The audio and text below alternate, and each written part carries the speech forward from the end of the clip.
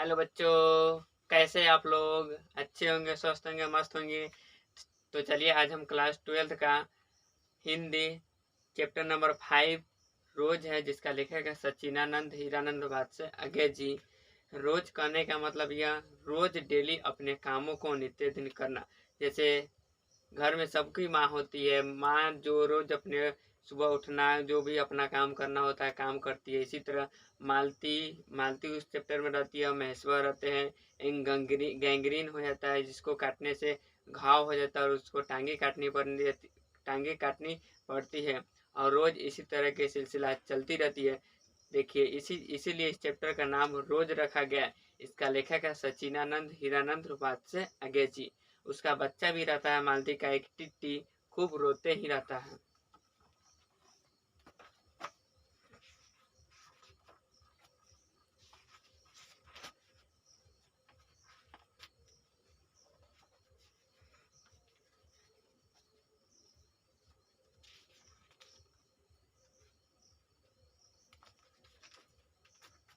तो चलिए आज हम लोग समझते हैं चैप्टर 5 क्लास 12 का है, दुगेंत भाग 2 हिंदी है।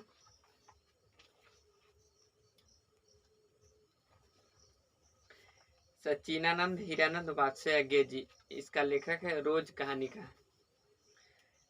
जन्म 7 मार्च 1911 को और निधन 4 अप्रैल 1987 को। जल्दी चैट बॉक्स में लिखिए, आपसे हम कह रहे हैं जल्दी लिखिए चैट बॉक्स में कि सच्चिदानंद हीरानंद वात्स्य अज्ञे जी का जन्म कब हुआ था।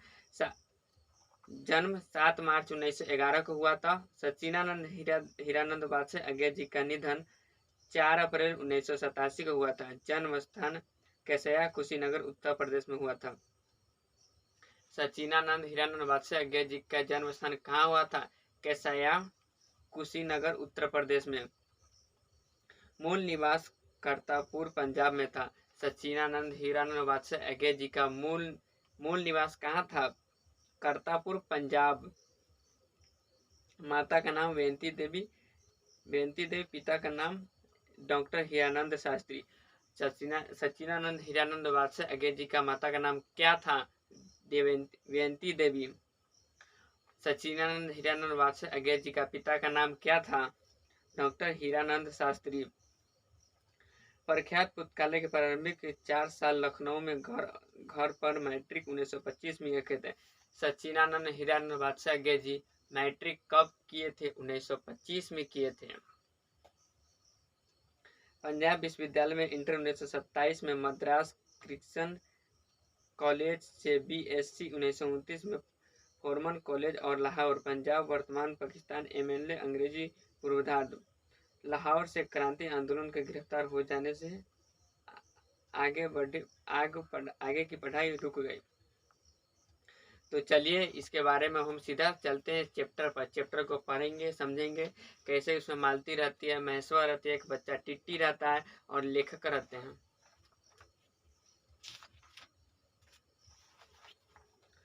दोपहर में उस शून्य आंगन में पैर रखते ही मुझे ऐसा जान पड़ा कि मानो उस घर पर किसी सांप की छाया मंडरा रही है। उसके वातावरण में कुछ ऐसा कथपृष्ठ किंतु पर बोझल है, परंपराएं सा सन्नाटा फैल रहा है।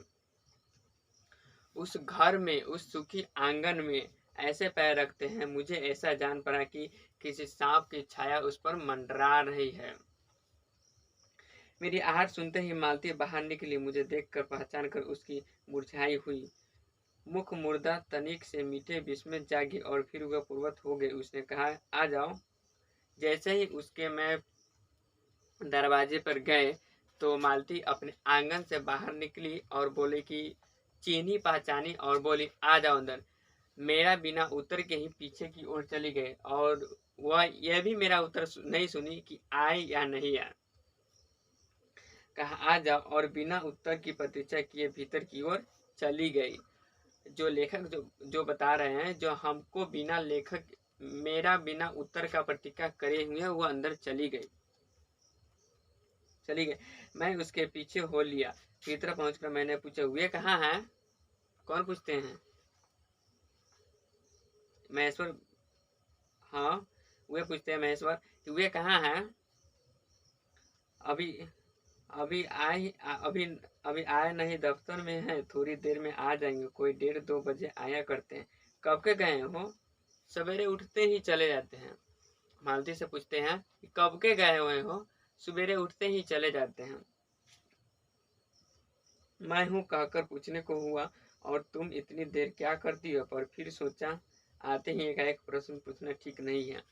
जैसे मैं हूँ कहकर पूछना की कोशिश किया, लेकिन फिर ये भी ठीक नहीं है कि आकर एकाएक प्रश्न किसी से पूछ देना। जैसे कोई बच्चा या किसी कहीं पर भी जाता है, ये आ गया, कैसे हो, ठीक है?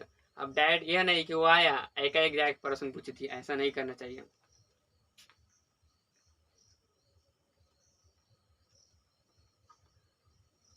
ठीक नहीं है। मैं कमरे में चारों ओर देखने लगा। मालती का एक पंखा उठा ली और मुझे हवा करने लगी। मैंने आपत्ति करते हुए कहा कि नहीं, मुझे नहीं चाहिए, पर वह मानी बोली वह चाहिए। कैसे नहीं चाहिए? इतनी धूप में आए हो। मालती एक पंखा उठा ली और उसको पसीना जो होता है उसको होंकने के लिए सुखा रही थी, और बोल रहे थे महेश्वर जी नहीं नहीं रहने दिए। तो बोले कि हैं कैसे नहीं चाहिए, इतने धूप में आए हो।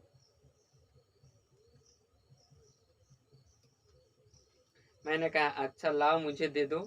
वह शायद न करने वाली थी, पर तभी दूसरे कमरे में शिशु के रोने की आवाज़ सुनकर उसने चुपचाप पंखा मुझे दे दिया और घुटने पर हाथ टेक कर एक थकी हुई मुंह करके उठी और भीतर चली गई। मैं उसके जाते हुए दुबले शरीर को देख कर सोचता रहा, यह क्या है कि यह कैसी छाया इसी घर में छाई हुई है। मालती मालती मेरी दूर के रिश्तेदार की बहन, किंतु उसे सखी कहना ही उचित है, क्योंकि हमारा परस्पर संबंध सखे का ही रहा है। हम बचपन से इकट्ठे खेले हैं, इकट्ठे लड़े हैं और पीटे हैं, और हमारी पढ़ाई एक ही साथ हुआ है। हमारी पढ़ाई भी बहुत सी इकट्ठे ही हुई थी। हमारे व्यवहार में सदा सखे की स्वस्थ और स्वच्छता ही रही है। वह कभी भ्रातृत्व के या बड़े छोटेपन के बंधनों में नहीं घिरा। मैं आज कोई 4 वर्षों के बाद उसने देखने आया हूँ। जब मैंने उसे इससे पूर्व देखा था तब वह लड़की ही थी, अब वो विवाहित हो गई। मैंने इसे 4 वर्षों के बाद देखे हैं। जब मैंने इसे अब देखने आई हुई तो वह विवाहित हो गए। जैसे में क्या होता है कि हमारे गांव में किसी आदमी को यहाँ पर देख कर चले जाते हैं, किसी रिलेशनशिप में 4 या 5 ईयर बाद आते हैं, उनको बोलते कह रहे हम तुमको देखे तो जिस टाइम हम आए थे उस टाइम तो कुमारी थे, अब तो विवाह हो गया। वाह क्या बात है।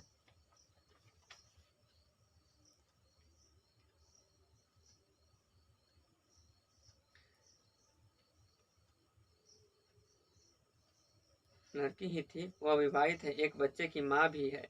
वह एक बच्चे की माँ भी है। वो बच्चा का नाम प्यार से टिट्टी सब बोलते हैं। आगे पढ़ेंगे, चल रहे हैं, देखिए। इससे कोई परिवर्तन उसमें आया होगा, और यदि आप होगे तो क्या है, मैंने अभी तक सोचा नहीं था, किंतु अब उसकी पीठ की ओर देखता हुआ मैं सोच रहा था कि कैसी छाया है इस घर पर छाई हुई है, और विशेषताएं मालती पर। मालती बच्चे को लेकर लौट आई और फिर मुझसे कुछ दूर नीचे बिछी हुई दरी पर बैठ गई। मैंने अपनी कुर्सी घुमाकर कुछ उसकी ओर उन्मुख होकर पूछा इसका नाम क्या है? मालती ने बच्चे की ओर देखते हुए उत्तर दिया, नाम तो कोई निश्चित नहीं किया, वैसे टिट्टी कहते हैं। जैसे किसी बच्चा का नाम नहीं रखा जाता है तो क्या रसगुल्ला, गोरका, कलुआ, किसी का नाम फिक्स नहीं रहता, लेकिन उसको प्यार से कुछ कुछ कहते हैं। तो इसी में मालती कहती है कि इसका नाम तो कोई कुछ फिक्स नहीं है, लेकिन इसको प्यार से टिट्टी कहते हैं, टीटी कहते हैं। मैंने उसे बुलाया, टिट्टी टिट्टी आ जा, पर वह अपनी बड़ी बड़ी आंखें से मेरी ओर देखता हुआ अपनी माँ से चिपट गया।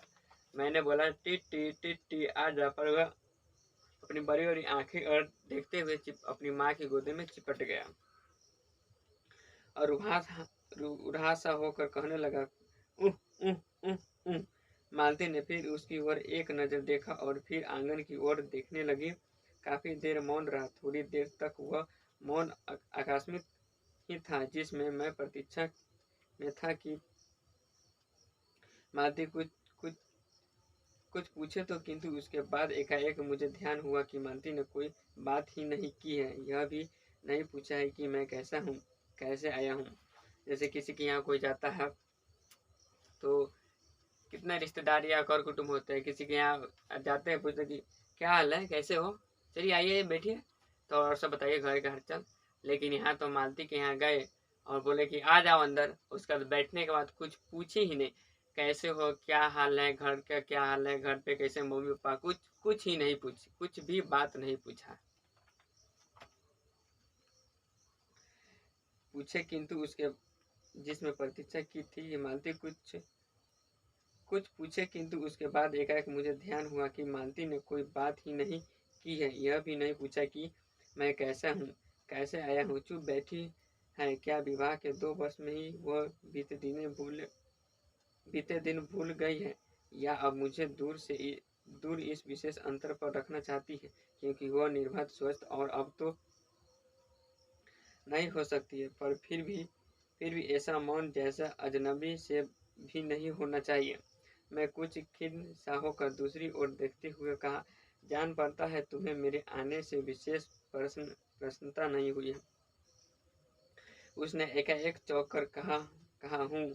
यही प्रश्न पूछता था कि किंतु इसलिए नहीं कि मालती ने मेरी बात सुनी नहीं थी, केवल विस्मय के कारण। इसीलिए मैंने अपनी बात दोहराई नहीं, चुप बैठा रहा।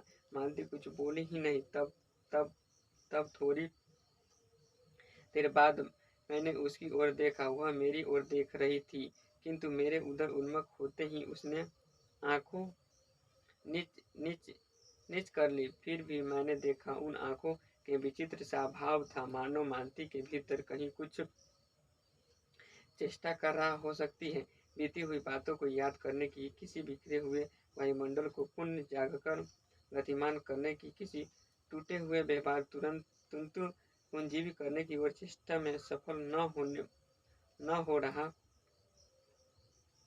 हो। वैसे जैसे बहुत देर से प्रयोग में न लाए हुए अंक का व्यक्ति के एकाएक उठाने लगे और पाए कि वह उठा ही नहीं है। चिर विस्मित में मानो मर गया है, उतने ही क्षीण बल, यद्यपि वह सारा प्राय बल है, उठ नहीं सकता है। मुझे ऐसा जान पड़ा मानो किसी जीवित प्राणी के गले में किसी मृत जंतु का तोक डाल दिया गया हो। वह उसे उतारकर फेंकना चाहे तो पर उतारना न पाए। तभी किसी ने किवाड़ खटखटाया। मैंने मालती की ओर देखा, पर वह दिल नहीं। जब किवाड़ दूसरी बार खटखटाए गए, तब शिशु को अलग करके उठी और किवाड़ खोलने गए। जैसे कि किवाड़ अंदर से लगा देती है और कोई आदमी खटखटाता है तो उसको शिशु जो है टिट्टी को अपने गोद से उठाकर अलग साइड में रख देती है और अपने किवाड़ के पास जाती है। वे यानी मालती के पति आए थे। जो किवाड़ खटखटा रहे थे वे यानी मालती के पति आए थे। मैंने उन्हें पहली बार देखा, यद्यपि फोटो से उन्हें पहचानता था। परिचय हुआ। मालती ने खाना तैयार करने आंगन में चली गई और हम दोनों भीतर बैठकर बातचीत करने लगे, उनकी नौकरी के बारे में, उनके जीवन के बारे में, उस स्थान के बारे में और ऐसे अन्य विषयों के बारे में जो पहले परिचय पर उठा करते हैं, एक तरह का सशक्त कवच बनकर। वो बता रहा है महेश्वर जी, वो बता रहे हैं कि मालती के पति आए और हम दोनों बैठकर एक साथ अपने जीवन के बारे में, उनके कमाई के बारे में और सब उनके क्या घर का रीति रिवाज है और सब कुछ के बारे में हम लोग बातचीत करने लगे। यह बात करने से सशक्तता का कवच बनकर तैयार होता है। मालती के पति का नाम महेश्वर है। वह पहाड़ी गांव में सरकारी डिप्रेशन के डॉक्टर उसी हैसियत से इन क्वार्टर में रहते हैं। प्रातःकाल 7 बजे डिस्पेंसरी चले जाते हैं और 1:30 या 2 बजे लौटते हैं। उसके बाद दोपहर भर छुट्टी रहती है। केवल शाम के 1-2 घंटे फिर चक्कर लगाने के लिए जाते हैं। डिप्रेशन के साथ छोटे से अस्पताल में रोगियों को देखने और अन्य जरूरी हिदायत करने। उनका जीवन में बिल्कुल एक निर्दिष्ट ढर पर चलता है। नित्य वही काम, उसी प्रकार के मरीज, वही हिदायत, वही नुस्खे दवाइयाँ। वह स्वयं उपवात हुए हैं और इसीलिए और साथ ही इस भयंकर गर्मी के कारण वो अपने फुर्सत के समय भी सुस्त ही रहते हैं। मालती हम दोनों के लिए खाना ले आई। कौन कहते हैं? सच्चिदानंद हीरानंद वत्स अगे जी कहते हैं, मालती हम दोनों के लिए खाना ले आए। मैंने पूछा तुम नहीं खाओगे या खा चुकी हो? महेश्वर कुछ हंस कर बोले, वो पीछे ही खाती है। सच्चिदानंद हीरानंद वात्स्य और महेश्वर जी का दोनों को खाना मालती लेकर आती है और सच्चिदानंद हीरानंद वात्स्य अगे जी मालती से पूछती है, तुम खा ली, तुम नहीं खाओगे या खा ली? इसी पर महेश्वर जी कुछ बोले, महेश्वर बोले कुछ हंस कर, वह पीछे खाती, वह तो पीछे ही खाती है खाना। जैसे हम लोग का भारत का सभ्यता संस्कृति यह बताता है कि भारत, हाँ वही महिला जो खाना बनता है पहले पति और सबको खिला देने के बाद, पति जो होती है पति को खाना खिला देने का जो पत्नी होती है सबसे लास्ट में खाना खाती है घर के महिला। या बच्चा तो भी खा लिया, नहीं बच्चा तो भी खा लिया, लेकिन ऐसा नहीं होना चाहिए। हम लोग एक साथ मिलजुल कर खाना खाना चाहिए। पति 2:30 बजे खाना खाए तो इसलिए पत्नी 3 बजे तक भूखी रहेगी। सच्चिदानंद हीरानंद वात्स्य अगे जी कहते हैं, अगर पति 2:30 बजे तक खाना खाएगी तो पत्नी 3 बजे तक भूखी रहेगी। उसका शरीर क्या कहेगा, बॉडी क्या कहेगा?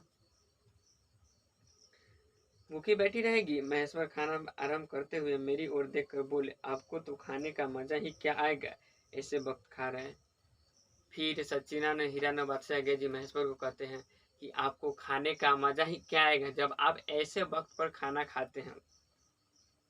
मैंने उत्तर दिया, वाह, देर से खाने पर तो और अच्छा लगता है, भूख बढ़ी हुई होती है। महेश्वर जी कहते हैं, वाह, देर से खाना खाने पर तो और अच्छा भी लगता है और भूख भी लगी हुई होती है। शायद मालती की बहन को कष्ट होगा, शायद मालती बहन को कष्ट होगा। मालती टोक कर बोली, मेरे लिए तो यह नई बात नहीं है, रोज ही ऐसा होता है। मालती कहकर बोली कि मेरे लिए तो यह ऐसा कोई बात नहीं, मेरे तो रोज ऐसा ही होता है। यहीं से आपका रोज स्टार्ट होता है। इनके जीवन में क्या क्या रोज रोज रोज काम करना पड़ता है, रोज ऐसा ही होता है। मालती बच्चे की गोद में लिए हुए बच्चा रो रहा था, पर उसकी ओर कोई भी ध्यान दे रहा था। मैंने कहा, यह तो रोता क्यों है? मालती बोली, वो हो ही गया है चिड़चिड़ा सा। महेश्वर जी ने बोले कि यह रोता क्यों है? तो मालती बोली, ये हो ही गया है चिड़चिड़ा, हमेशा ही ऐसा रहता है। फिर बच्चे को डांट कर चुप कर, जिसे वह और भी रोने लगा। मालती, अब लो, बच्चे को डांटिएगा तो वो तो और रोबे करेगा। मालती ने भूमि पर बैठा दिया और बोली, अच्छा ले, रो ले, और रोटी लेने आंगन की ओर चली गई। जब हमने भोजन समाप्त किया तब 3 बजने वाले थे। महेश्वर ने बताया कि उन्हें आज जल्दी अस्पताल जाना है। वहाँ एक दो चिंताजनक केस आए हुए हैं जिनका ऑपरेशन करना पड़ेगा। 2 को तो शायद टांगे काटनी पड़ेगी, गंग्रीन हो गया है। आपसे क्वेश्चन पूछा जा सकता है, किस बीमारी में टांगे काटने की बात की थी या 2 को ऑपरेशन करने की बात की थी महेश्वर जी ने? तो गैंग्रीन जो होता है कांटा छुप जाने से हो जाता है, गैंग्रीन हो गया। थोड़ी देर में वो चले गए। मालती किवाड़ बंद कर आई और मेरे पास बैठने ही लगी थी कि मैंने कहा कि अब खाना तो खा लो, मैंने उतनी ही देर टिट्टी से खेलता हूँ। वह बोली, खा लूंगी, मेरे खाने की कौन बात है। किंतु चली गई और मैं टिट्टी के हाथ में लेकर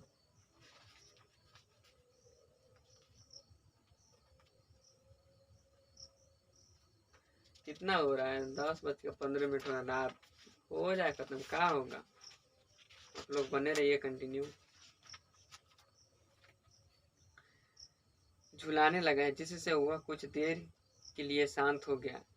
बच्चा को झुलाने लगा। बच्चा को ऐसे ही अक्सर देखा जाता है कि बच्चा को आप ऐसे ऐसे झुलाइएगा तो कुछ देर के लिए शांत हो जाएगा रोता हुआ बच्चा।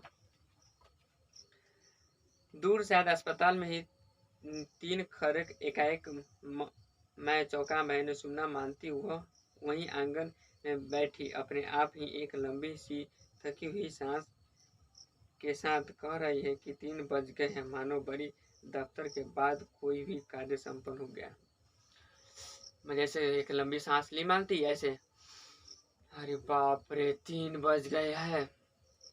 थोड़ी ही देर में मालती फिर आग गई। मैंने पूछा, तुम्हारे लिए कुछ बचा भी था या सब कुछ? तो बहुत था। हाँ बहुत था भाजी, तो सारी मैं ही खा गया था। वहाँ बचा कुछ होगा नहीं, ये यूं ही रोब तो जाओगी। बहुत था, मैंने हंसकर कर रहा। मालती मानो किसी और विषय की बात कहती हुई बोली, यहाँ सब्जी वब्जी तो कुछ होती ही नहीं। कोई आता जाता है तो नीचे मांग लेता है। मुझे आए 15 दिन हुए हैं। जो सब्जी साथ लाए थे वह अभी बढ़ती जा रही है। मैंने पूछा, नौकर कोई नहीं है? कोई ठीक मिला नहीं? शायद 2-1 दिन में हो जाए। बर्तन तुम्हें मांजती हो। और कौन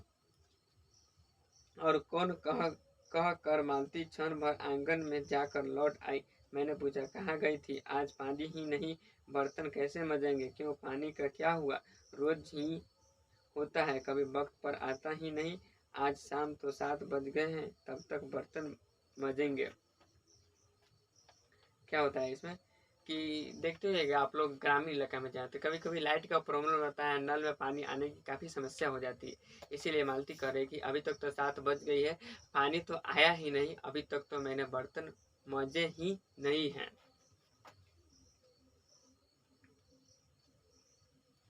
चलो, तुम्हें 7 बजे तक छुट्टी हुई है, कहते हुए मैंने मन की मन सोचने लगा कि अब इसे रात के 11 बजे तक काम करना पड़ेगा।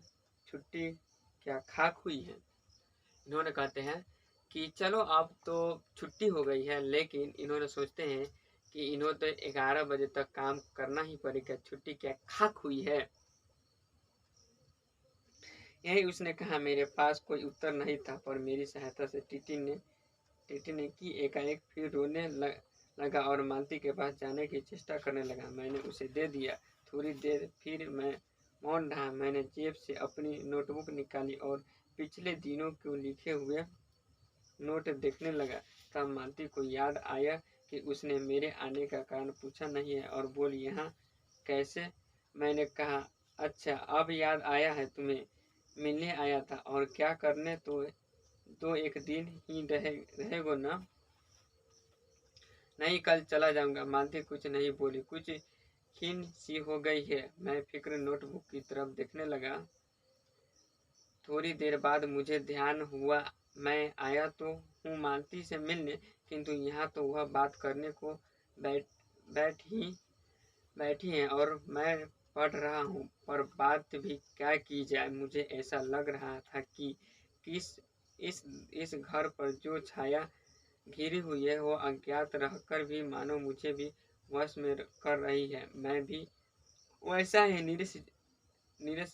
निर्जीव सा हो रहा हूँ, जैसे, हाँ जैसे यह घर, जैसे मालती।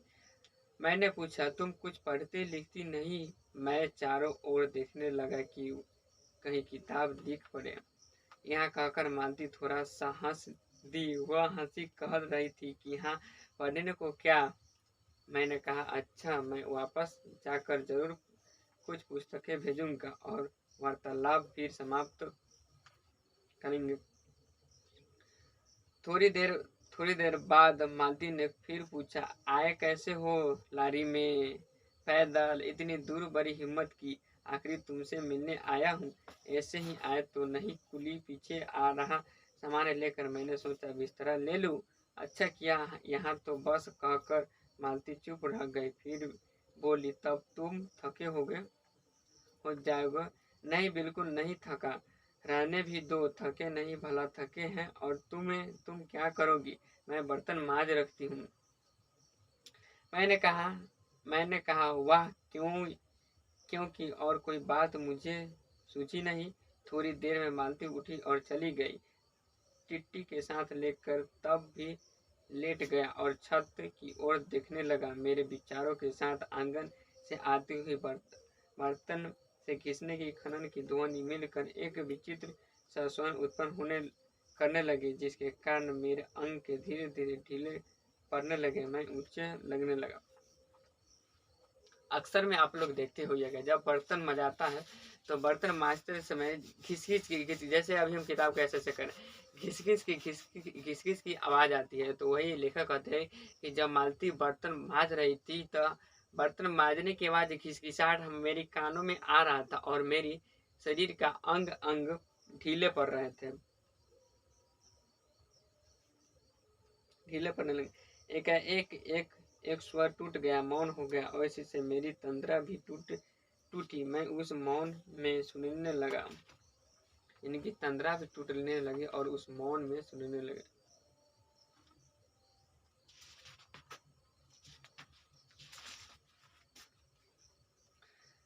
चार खड़क रहे थे और इसी पहला घंटा सुनकर मालती रुक गई थी। वहीं 3 बजने वाली थी। मैंने फिर देखी, अब की बार और उग्र रूप से मैंने सुना। मालती एक बिल्कुल अनैच्छिक अनुभूति नीरस व्यंतर हो, वह भी थके हुए यंत्र से के स्वर में कह रही है। 4 बन गए, मानो इसके वैश्विक समय के गिने गिने में ही उसका मशीन तुल्य जीवन बीतता है। वैसे जैसे कि मोटरसाइकिल का स्टीपर स्वयंत्र का फासलता नाप जाता है और स्वयंत्र के निशंत स्वर में कहता है, किसमें ही मैंने अपने अमित से सुनपथ का इतना अंश तय कर लिया है, न जाने कब कैसे मुझे नींद आ गई है। थोड़ा सा पानी पी लेते हैं।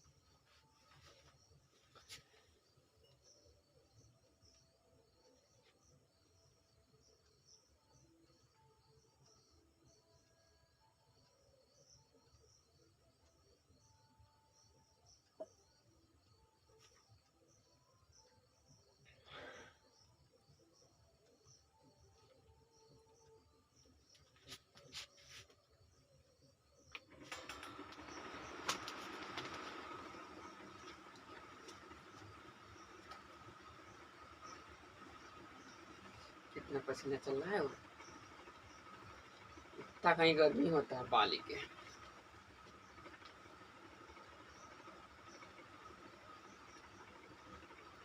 तब तक 6 कभी बज चुके थे, यही न थे हम लोग को, यही थे। तब 6 कभी बज चुके थे जब किसी के आने का आहट से मेरी नींद खुली और मैंने महेश्वर लौट आया और उनके साथ ही बिस्तर लिए हुए मेरा कुल्ली और मैं कुएं धोने पानी में मांग को ही था कि मुझे याद आया कि पानी नहीं होगा। मैंने हाथ से मुंह पोंछते पोंछते महेश्वर से पूछा, आपकी बड़ी देर की है। उन्होंने किंचित ज्ञानीन और भरे स्वर में कहा कि हाँ, आज वहाँ गंगरीन का ऑपरेशन करना ही पड़ा, करके आया हूँ। दूसरे के एम्बुलेंस के बड़े अस्पताल में भिजवा दिया हूँ, महेश्वर जी ने कहा। और सच्चिदानंद हीरानंद बादशाह गिरधी ने पूछे कि आज आपकी बहुत देर हुई। तो महेश्वर जी ने कहा, हाँ, वो देर हो गई है, एक का गैंग्रीन वाला ऑपरेशन करना ही पड़ा और दूसरे के एम्बुलेंस से दूसरे अस्पताल में मैंने भिजवाया दिया हूँ। एक कांटा चुभा था, उसी से हो गया है बड़ा लापरवाह लोग होते। एक कांटा चुभा था, उसी से हो गया। 12 आजकल लापरवाह लोग होते हैं।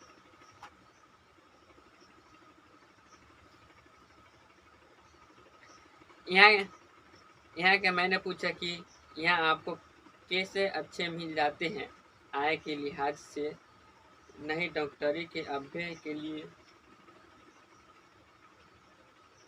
बोले, हाँ, मिल ही जाते हैं। यहीं गैंग्रीन के हर दूसरे चौथे दिन एक केस आ जाते हैं, नीचे अस्पताल में भी। मालती आंगन से ही सुन रही थी, अब आ गई। बोल, हाँ, केस बनाते देर क्या लगती है? कांटे चुभा था, इस पर टांग काटनी पड़ी, यह भी कोई डॉक्टरी है? मालती उधर से आंगन से दौड़ती हुई आई और बोली कि कांटे चुभने से गंगरीन हो जाए और टांगे काटनी पड़ जाए, क्या यह भी तो कोई डॉक्टरी है? हर दूसरे दिन किसी की बाह काट दिए थे। मैं इसी का नाम अच्छा अभ्यास सुनता हूँ। किसी का टांग काट देते हैं, किसी का हाथ काट देते हैं, किसी का उंगली काट देते हैं। हर ये दूसरे तीसरे दिन सिलसिला चलती रहती है और महेश्वर बोलते रहते हैं, मालती सुनती रहती है। अच्छा अभ्यास। महेश्वर हंस बोले, ना काटे तो उसकी जान गंवाए। महेश्वर ने हंसकर बोले, उसकी टांग ना काटे तो उसकी जान गंवाए। हाँ, पहले तो दुनिया में कांटे नहीं होते थे, मालती बोली। हाँ, पहले तो दुनिया में कांटे नहीं होते थे, होंगे। आज तक तो सुना ही नहीं था कि कांटे चुभने से भी मर जाते हैं। आज तक तो मैंने इस बात को सुना ही नहीं था कि कांटे चुभने से इंसान मर जाता है, मालती बोलती है। महेश्वर ने उत्तर दिया, मुस्कुराए दी। मालती ने मेरी ओर देख कर बोली, ऐसे ही हो तो डॉक्टरी सरकारी अस्पताल में है न, क्या परवाह, तो रोज ऐसी बात सुनती हूँ। अब कोई मर मुर जाए तो ख्याल ही नहीं होता है। पहले तो रात रात भर नींद नहीं आया करती थी। मालती कहती है कि हाँ, अब तो यह सब बात रोज सुनती है। अब कोई मर मुर जाए तो ख्याल ही नहीं आता। पहले तो रात रात भर नींद नहीं आता था। बाप रे, टांगे काट लिए, बाप रे, पैरे काट लिए, हाथे काट लिए। तभी आंगन में खुले हुए नल का कहा tip tip tip tip tip की आवाज आ रही थी, जैसे आप लोग गाना सुनेंगे, टिप टिप टिप टिप बारिश का पानी आने ना क्लास में चलते। मालती ने कहा पानी, और उठ कर चली गई है। खनखनाहट से हमने जान बर्तन धोए जाने लगे। टिट्टी महेश्वर की टांग के सहारे खड़ा मेरी ओर देख रहा था। अब एकाएक उन्हें छोड़कर मालती को बिक सकता हुआ चला। महेश्वर ने कहा, उधर मत जा, और उसे गोद में उठा लिया। वह मचलने लगा और चिल्ला चिल्ला कर रोने लगा। महेश्वर बोले, अब रो रो कर सो जाएगा, तभी घर में चैन होगी। मैंने पूछा, आप लोग भीतर ही सोते हैं? गर्मी तो बहुत होती, होने के तो मच्छर भी बहुत होते हैं, पर यह लोहे की पलंग उठाकर बाहर कौन ले जाएगा?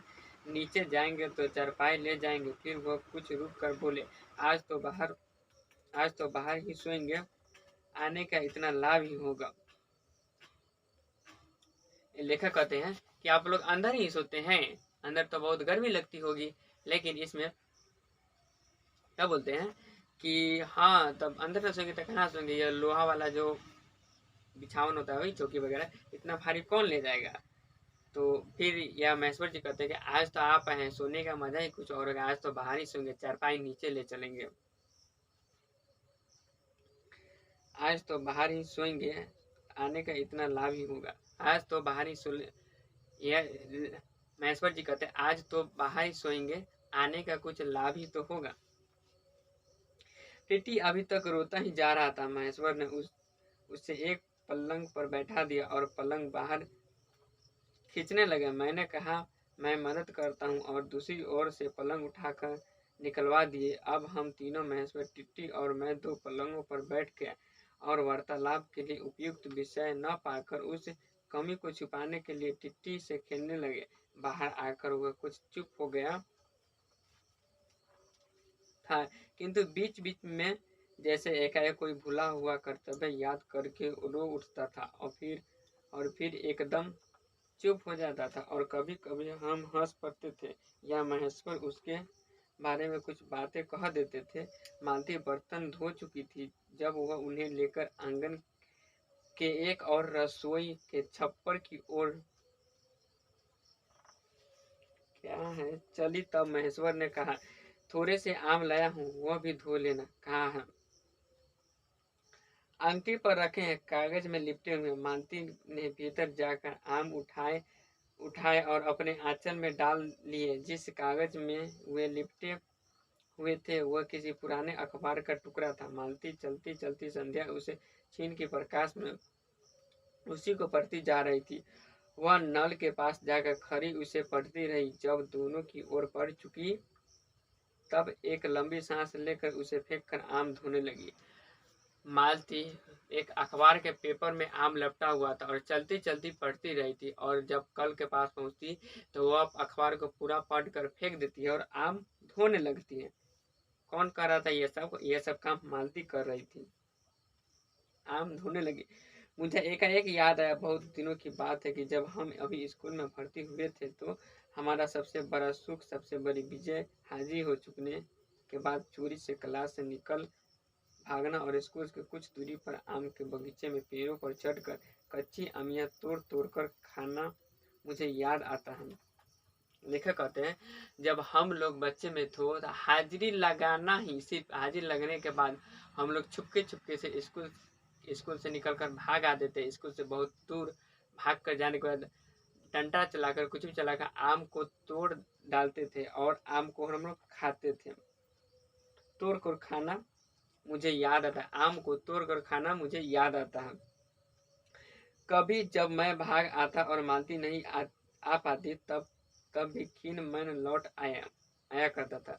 जब मैं भाग आता था और मालती नहीं आ पाता तब पर भी मैं खीन लौट आया करता था। मालती कुछ नहीं पढ़ती थी। उसके माता पिता के तंग एक दिन उसके पिता ने उसके पुस्तक ला कर दी और कहा इसके 20 पेज रोज पढ़ा करो। हफ्ते भर बाद मैं देखूंगी कि इसके समाप्त कर चुकी हो, नहीं तो मार मार कर चमड़ी उधेड़ दूंगा। जैसे किसी किसी के पिताजी नहीं कहते हैं कि ये काम करो या ये कोचिंग जाओ या स्कूल जाओ, नहीं जाएंगे तो मार मार कर चमड़ी उधेड़ देंगे। इसी में कहते हैं मालती के पिताजी कि मैं एक बुक लाकर तुम्हें देती हूँ और उसमें से रोज 20 पेज पढ़ना है। 20 पेज का मतलब 10 पन्ना रोज पढ़ना है। नहीं पढ़ेगी तो मैं मार मार कर चमड़ी उधेड़ दूंगा। मालती ने चुपचाप किताब ले ली, पर क्या उसने पढ़ी? मालती ने चुपचाप किताब ले ली, पर क्या उसने पढ़ी? इसमें देखिए बताते हैं आगे। वह नित्य दिन उसके 10 पन्ने 20 पेज फाड़ कर फेंक देती थी। वह नित्य दिन अपने 10 पन्ने 20 पेज फाड़ कर फेंक देती थी। जैसे कि 10 पन्ना मतलब एक पन्ना में 2 पेज होता है, एक ये और एक ये। 10 पन्ना मतलब 2 पेज, 20 पेज रोज वह फाड़ कर फेंक देती थी। जैसे कि एक पन्ना हुआ, ये पन्ना हुआ, एक पेज इधर और एक पेज इधर। ऐसे तो आप लोग समझते ही होंगे। नित्य दिन उसके 10 पन्ने 20 पेज फाड़ कर फेंक देती थी। अपने खेल में किसी की भांति फर्क न पड़ने देती थी। अपनी खेल में मगन रहती थी मालती, और अपनी खेल में मालती किसी की भांति को फर्क न पड़ने देती। जब 8वें दिन उसके पिता ने पूछा किताब समाप्त कर ली, तो उत्तर दिया हाँ कर ली। अगले 7 उसके पिता ने पूछा किताब समाप्त कर ली, हाँ सही है। अगले 8वें दिन मालती के पिता ने पूछा किताब समाप्त कर ली, तो मालती ने बोली हाँ कर ली। तो उत्तर दिया हाँ कर ली। पिता ने कहा लाओ प्रश्न पूछूंगा, तो चुपचाप खड़ी रही। पिता ने फिर कहा तो उद्वत स्वर में बोली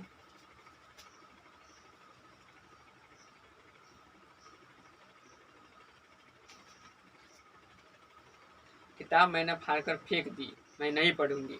मालती ने एकदम उत्तर कारवे आवाज में बोली मैंने किताब फाड़ कर फेंक दी है, मैंने नहीं पढ़ूंगी। उसके बाद वह बहुत पीटी, पर वह अलग बात है। इस समय मैं यही सोच रहा था कि उद्वत और चंचल मालती आज कितनी सीधी हो गई है, कि कितनी शांत और एक अखबार के टुकड़े के लिए तरसती है। लेखक कहते हैं कि उस दिन के बात को लेकर मैं आज सोचती हूँ कि मालती कितनी सुखी और कितनी शांति हो गई है। इस बात को लेकर मैं तरसती, इस बात को लेकर मैं चिंतित हूँ, और एक अखबार को टुकड़ों को पढ़ने के लिए मालती तरसती है।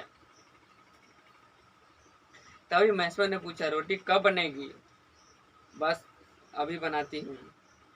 पर अब की बार जब मालती रसोई की ओर चली, तब टीटी की कर्तव्य भावना बहुत विस्तृत हो गई है। वह मालती की ओर हाथ बढ़ाकर रोने लगा और नहीं माना था। मालती उसे गोद में लेकर चली गई और मैं बैठकर एक हाथ में उसे थकने और दूसरे में कई एक छोटे छोटे डिब्बे उठाकर अपने सामने लगी, और हम दोनों चुपचाप रात्रि और भोजन भी कर और एक दूसरे के कुछ कहने की और न किस न्यूनतम की पूर्ति की प्रतीक्षा करने लगे। हम भोजन कर चुके थे और बिस्तरों पर लेट गए थे, और टिट्टी सो गया था और मालती पलंग और एक मेमजाज बिछाकर उसके उस पर लिटा गई थी।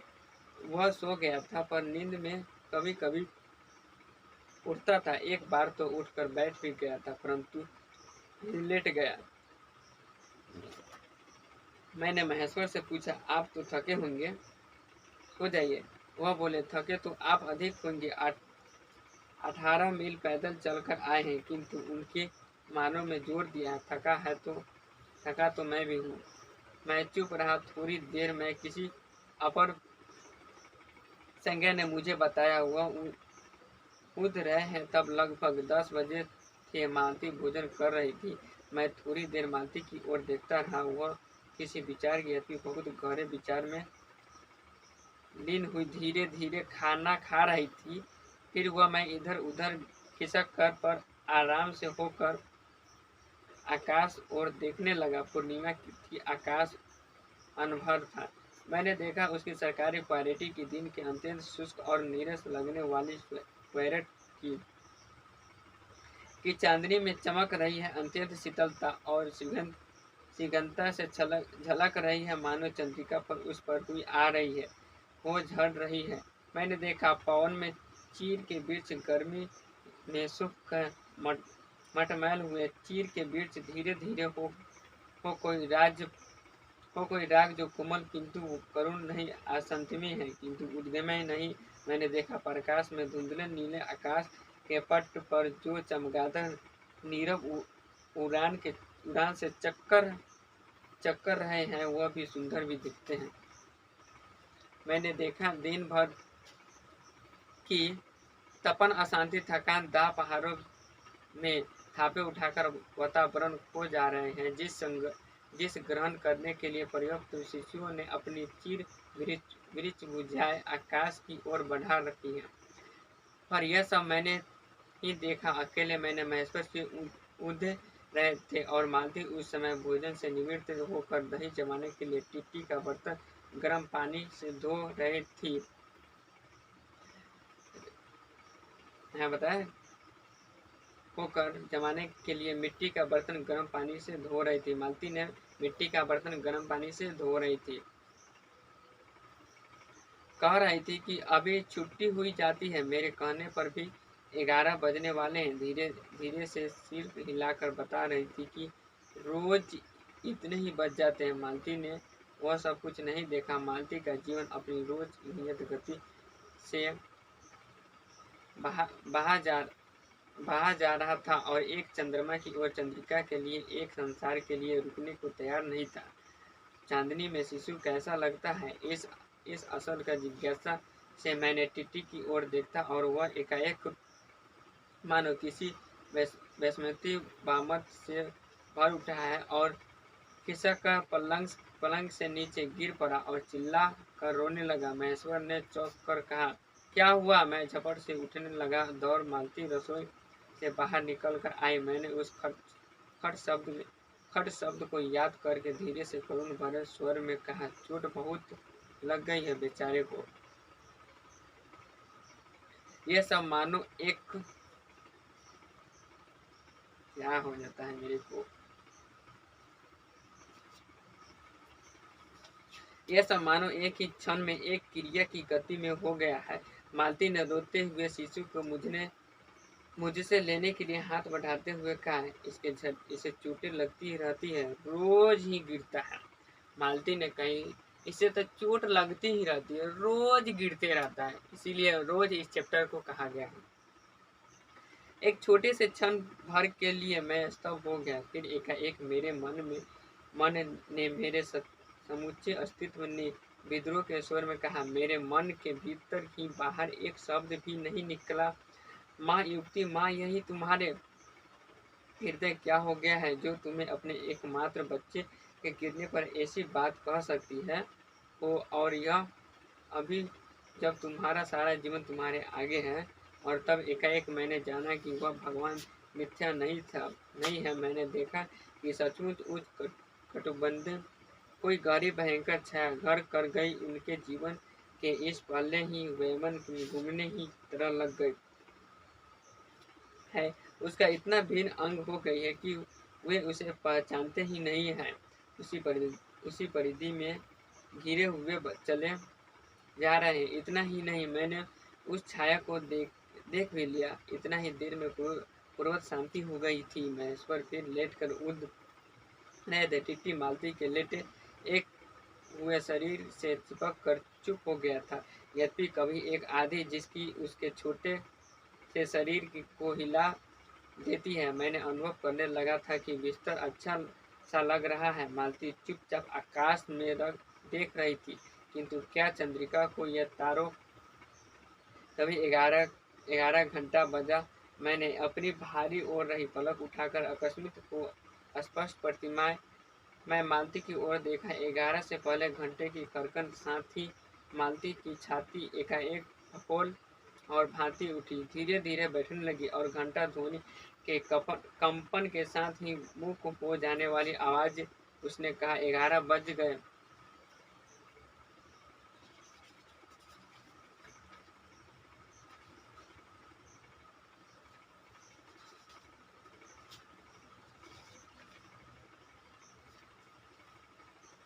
देखिए, लेखक कहते हैं कि मालती अब 11 बज गए, इसमें आवाज 11 बज गए हैं। इसी तरह आई होप आप इस वीडियो को पूरे अच्छे तरीके से समझेंगे। रोज कहानी, जिसका लेखक है सचिनानंद हीरानंद बादशाह अगेर जी। मालती का एक बच्चा था टिट्टी। ऑब्जेक्टिव हम कुछ कुछ करा रहे हैं। मालती का एक बच्चा था टिट्टी। टिट्टी महेश्वर जी मालती का पति था। आपसे ऑब्जेक्टिव में यह भी क्वेश्चन पूछा जा सकता है कि महेश्वर, मालती का पति का क्या नाम था?